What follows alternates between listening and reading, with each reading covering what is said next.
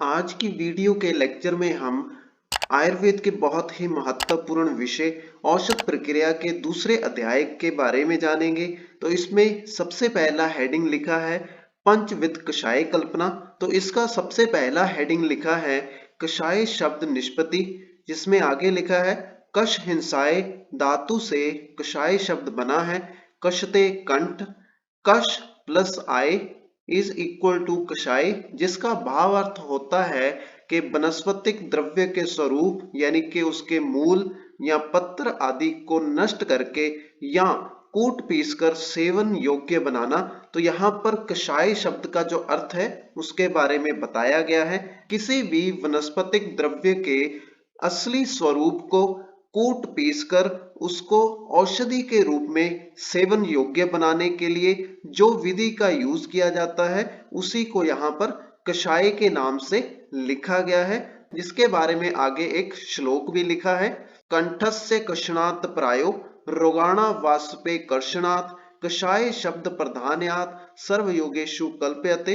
यह श्लोक आचार्य काश्यप जी के अनुसार लिखा गया है। इसके अर्थ में आगे लिखा है आचार्य काश्यप ने कषाय शब्द की विस्तृत व्याख्या करते हुए कहा है कि जिसके सेवन करते समय कंठ में कसाव यानी कि गले में जकड़ाहट महसूस हो और साथ ही उसका जो टेस्ट है वो अरुचिकर हो, प्रयुक्त किए जाने पर रोगों का कर्षण यानी कि रोगों को ठीक करे या रोगों का निवारण करे।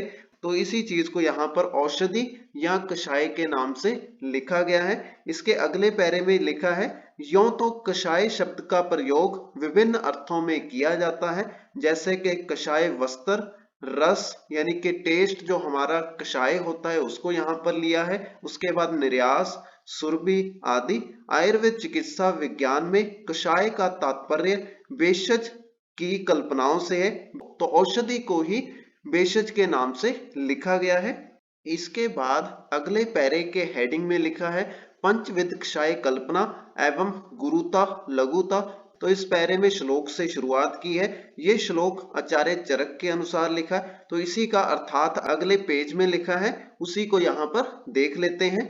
जिसमें शुरुआत में लिखा है सर्वप्रथम चरक संहिता सूत्र स्थान अध्याय 4 में पंचविध कषाय कल्पना का व्यवस्थित एवं वैज्ञानिक उल्लेख मिलता है। यथा स्वरस कल्पना, कल्क कल्पना, श्रित कल्पना। श्रित कल्पना को हम क्वात कल्पना के नाम से भी जानते हैं। उसके बाद शीत कल्पना, जिसे हिम कल्पना के नाम से भी जानते हैं। उसके बाद फांट कल्पना। यह सभी औषधि की पंचमौलिक कल्पनाएं होती हैं जो यथापूर्व फांट से स्वरस तक क्रमश गुरु होती हैं। उपरोक्त कल्पनाओं का सर्वत्र उपयोग नहीं किया जाता। रोग एवं रोगी के बल का विचार कर जिस कल्पना की आवश्यकता हो उसका निर्माण कर देना चाहिए। तो उसी चीज को यहाँ पर लिखा गया है। तो इसमें स्वरस कल्पना सबसे ज्यादा भारी यानी कि गुरु होती है, उसे पचने में ज्यादा समय लगता है। फांट कल्पना सबसे कम गुरु या सबसे ज्यादा हल्की होती है। तो क्रम के अनुसार इसे आप देख सकते हैं कि जैसे स्वरस से शुरू होकर फांट तक की ऊपर 5 मौलिक कल्पनाएं लिखी हैं, तो उन्हीं में स्वरस सबसे ज्यादा गुरु या भारी होती है, जो कि पचने में उतनी ज्यादा देर लगाती है। फांट कल्पना सबसे एंड में लिखी है 5 मौलिक कल्पनाओं के अंदर, तो उसी के कारण से फांट कल्पना सबसे हल्की और पाचन में आसान होती है।